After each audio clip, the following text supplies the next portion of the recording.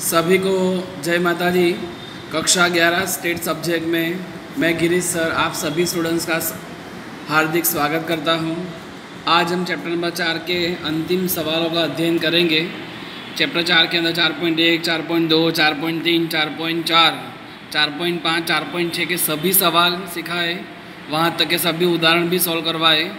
आज हम स्वाध्याय में सेक्शन में जो बचे कुछ सवाल है उसका अध्ययन करेंगे ना। जो आगे आपको सवाल सिखा दिए हैं उसके ऊपर आधारित ही है, बराबर है।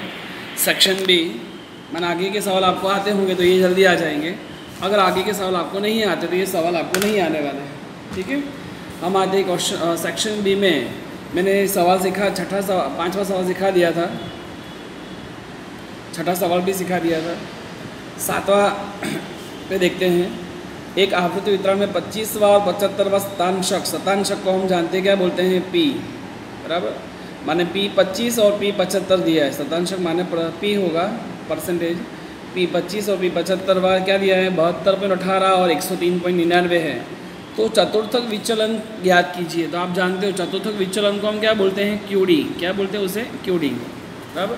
माने हमें यहाँ पे पी 25 पी 75 दिया है, तो हम थोड़ा रफ काम भी करते साथ साथ में कि शतांशक माने पी 25, तो पी 25 और पी 75 है। तो पी 25 और पी 75 क्रमशः कितना है, 72.18, 103.99 है। 72.18, 103.99। चतुर्थक विचलन माने क्यूडी ज्ञात कीजिए। तो हमें क्यूडी ज्ञात करना है। अब हम आते सीधे आंसर के अंदर। क्यूडी का सूत्र आप जानते हो, मैंने सिखा दिया था पहले, Q3 - Q1/2। पर क्वेश्चन में कहीं Q3 और Q1 तो दिखाई नहीं दे रहा है, पर यहाँ पी 25 से माने 1 भाग हुआ और 75 माने 3 भाग हुए 100 के। अब 100 पी परसेंटेज कितने हुए, टोटल 100 होते हैं। 25 भाग माने 1 भाग हुआ, 75 माने 3 भाग हुआ। 1 भाग है वो Q1 हुआ। इसका आगे है पी 25 बराबर Q1 और Q1 का आंसर 72.18। पी 75 माने 3 भाग हुए, 25 25 3 भाग हुए कि नहीं। इसे Q3 इसे 3 कहेंगे। Q3 = 103.99। सूत्र में कीमत रखते हैं। Q3 हमारे पास दिया है 103.99 माइनस Q1 का आंसर है 72.18/2 भाग दिया, आंसर आया 15.905। तीसरी संख्या 5 है, 5 से बड़ी तो आगे 1 जोड़ दिया, 90 में 1 जोड़ने पर 91 हो गए। हमारा आंसर आया 15.91। ये सेक्शन बी का सवाल नंबर कौन सा था, 7, जो हमने इस प्रकार सॉल्व किया। ओके, अब हम देखते हैं सवाल नंबर 9। 8वां आपको समझा दिया, सिखा दिया पहले। सवाल नंबर -104 है। तो इसका औसत विचलन ज्ञात कीजिए। औसत विचलन माने क्या हुआ, MD, आगे सिखा दिया आपको। तो औसत विचलन ज्ञात करने के लिए हमें XI दी है, तो लिखेंगे XI है -1, 0 और 4। इसका रोड करेंगे तो सिग्मा XI मिलेगा। 4 में से गए तो 3, माना x बार का सूत्र क्या था, सिग्मा XI/n। 3 भागे ये 1 2 3 अवलोकन करेंगे तो 1 आएगा। दूसरा MD का सूत्र क्या था, MD के 2 सूत्र, FI और FI ना हो।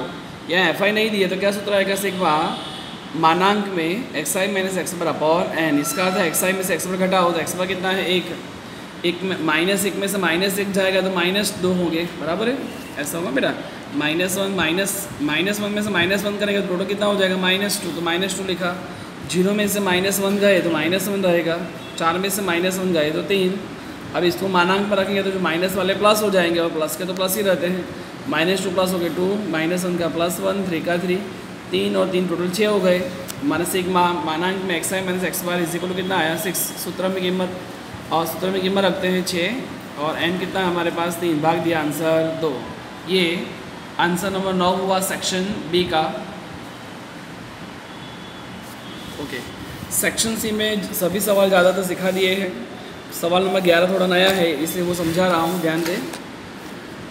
एक सूचना समूह का 25वां और 75वां शतांशक मैंने अभी सिखाया। शतांशक माने क्या होगा, पी 25 और पी 75 दिया है। ढूंढना क्या है, चतुर्थक विचलनांक ढूंढना है। ओके, तो पी 25 और पी 75 क्रमशः कितना है, 20 36। तो लिखा हमने 20 और 36। चतुर्थक विचलनांक, तो चतुर्थक विचलनांक का सूत्र आगे सिखा दिया, आप जानते हो, Q3 - Q1/Q3 + Q1। और Q3 Q1 अभी जस्ट सिखाया कि 25 माने 1 भाग और 75 माने 3 भाग हुआ।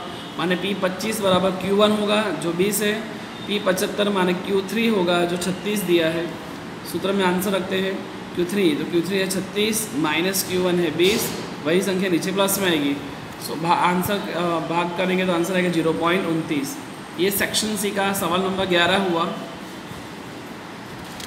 सेक्शन ई में सभी सवाल सिखा दिए हैं, एक भी सवाल बाकी नहीं है। सेक्शन ई में जो नया सवाल बाकी रहता है वो सवाल नंबर 6 है, जिसका अध्ययन करते हैं कि 100 अवलोकनों वाली एक श्रेणी का, पहले इतना पढ़ते ही आपके दिमाग में लाइट हो जानी चाहिए कि ये 100 अवलोकन है, इसका अर्थ n बराबर कितने हुए 100।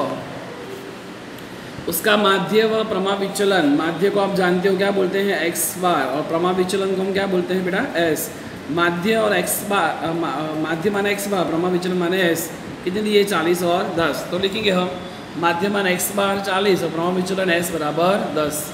आगे गणना में 2 अवलोकन भूल से 327 लेने, 327 के बदले 3070 ले लिया गया, माने 3070 गलत लिया ना हमने, ये सही अवलोकन हुआ। 327 लेने तो उसके बदले ये कौन से लिए 3070 ले लिए गए। तो आपको क्या करना है, सुधारा हुआ माध्य भी ज्ञात करो और सुधारा हुआ प्रमा विचलन भी ज्ञात कीजिए। तो थोड़ा बड़ा सवाल हुआ ये। 327 सही अवलोकन की जगह हमने कौन सा ले लिया 3070, तो देखेंगे हम यहाँ सही अवलोकन कौन सा लेना था 3027, कौन सा ले लिया 3070, ये गलत हुआ। चलो सबसे पहले हमें सुधारा हुआ माध्य भी ज्ञात करना है, सुधारा हुआ प्रमा विचलन भी ज्ञात करना है। तो सुधारा हुआ माध्य के लिए सुधारा हुई सिग्मा एक्स आई निकालने पड़े। एक्स बार का सूत्र आप जानते हो, सिग्मा एक्स आई अपॉन एन। तो एक्स बार हमारे पास कितना है 40, सिग्मा एक्स आई अपॉन एन, एन कितने हमारे पास में 100। तो 40 गुणा 100 तो कितना आएंगे, इन दोनों का गुणा करेंगे 40 गुणा 100 और सिग्मा एक्स से बाहर आएगी, गुणा कर करेंगे तो 4000 बराबर सिग्मा एक्स आई। पर ये तो गलत है, सुधारी हुई सिग्मा एक्स आई कैसे आएगी। तो जो सिग्मा एक्स आई है उसमें प्लस सही अवलोकन करेंगे, माइनस गलत अवलोकन करेंगे। तो सिग्मा एक्स आई कितनी है 4000 प्लस सही अवलोकन, तो सही अवलोकन कौन से थे 3 + 27 माइनस गलत अवलोकन, तो गलत अवलोकन कौन से थे 30 + 70 बराबर 4000। 30 3 और 27 हुए 30, और माइनस करेंगे 100, 4030 में 100 घटाओ तो बचेगा कितना 3923। सुधारी हुई सिग्मा एक्स आई आई, जिस पर से सुधारा हुआ माध्य निकलेगा। सुधारा माध्य कैसे मिलेगा, सुधारा सिग्मा एक्स आई अपॉन एन। तो सुधारी हुई सिग्मा एक्स आई कितनी आई 3930 अपॉन एन कितने हैं 100, तो आंसर है 39.3। ये सुधारा हुआ माध्य मिला।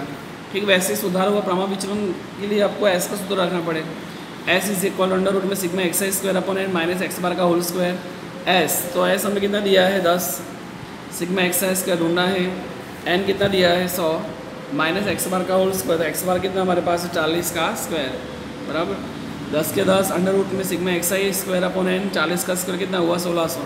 इसका अंडर रूट निकालते ही सामने वाले बाहर वाली संख्या का स्क्वायर हो जाएगा, मतलब 10 का स्क्वायर इज इक्वल टू ये पद वैसा का वैसा ही रहेगा। 10 का स्क्वायर 100 आया, ये पद वैसा का वैसा रखा, माइनस 1600 इस हो जाएगा तो क्या हो जाएंगे इक्वल टू के इस हो जाएंगे, तो प्लस 1600 बराबर सिग्मा एक्स स्क्वायर अपन 100। दोनों का जोड़ करेंगे तो क्या आएगा 1700 बराबर सिग्मा एक्स स्क्वायर अपन 100। इन दोनों का गुणा करेंगे क्रॉस गुणा, मतलब 1700 गुणा 100 बराबर सिग्मा एक्स स्क्वायर, गुणा करेंगे तो आंसर आएगा 1,70,000 बराबर सिग्मा एक्स स्क्वायर। पर ये गलत है। अब सही ढूंढने के लिए क्या करेंगे, तो लिखेंगे सुधारी हुई sigma x square is equal to sigma x square plus सही अवलोकन का वर्ग माइनस गलत अवलोकन का ये स्क्वायर है।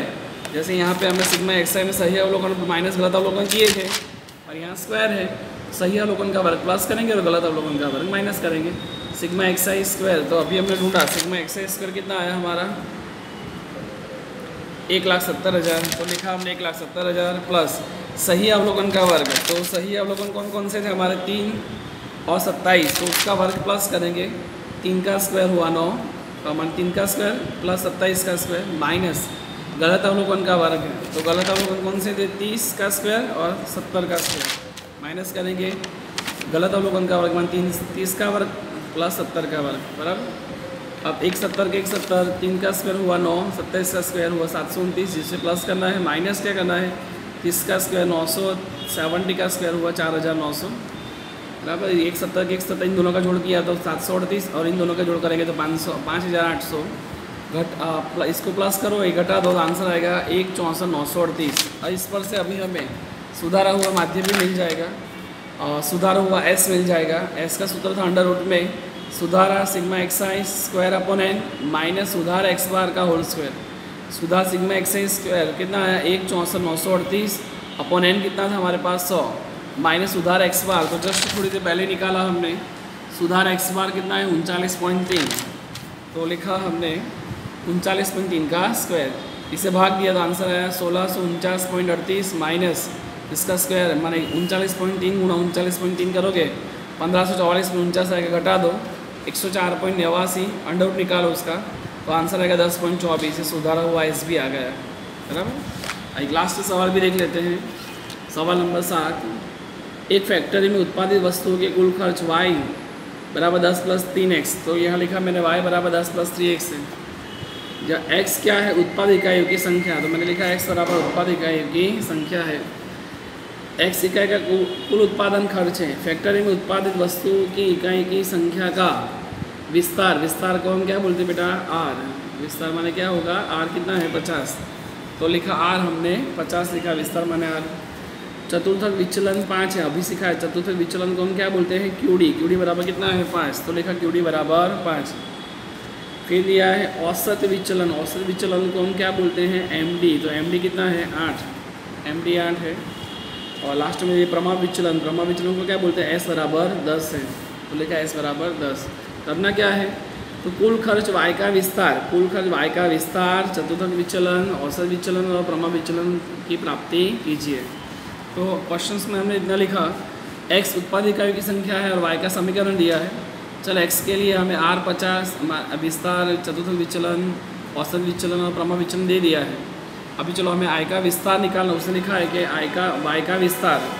चलो y का विस्तार माने r ढूंढना, तो x के सहगुणक से सभी का गुणा करो। माने r कितना दिया है? 50, और x का सहगुणक कितना दिया है? 3, माने 3 गुणा x की जगह क्या रखेंगे? 50, 50 गुणा 3 कितना हुआ? 150। ठीक वैसे ही y का चतुर्थक विचलन माने QD ढूंढना हो, QD क्या है? 5 का गुणा कितने से करेंगे? 3 से, तो 3 गुणा 5 तो कितना हुआ? 15। y का औसत विचलन निकालना, तो औसत विचलन माने MD, तो उसका गुणा कितने से करेंगे? 3 से, तो 3 गुणा 8 तो 24। ठीक वैसे ही y का प्रमाप विचलन ढूंढना है, तो प्रमाप विचलन कितना दिया है? 10, 10 का गुणा 3 से करो तो कितना आएगा? 23। तो ये आंसर 7 हुआ, बराबर। एक बार वापस देखते हैं, सेक्शन E का ये आंसर 6 था।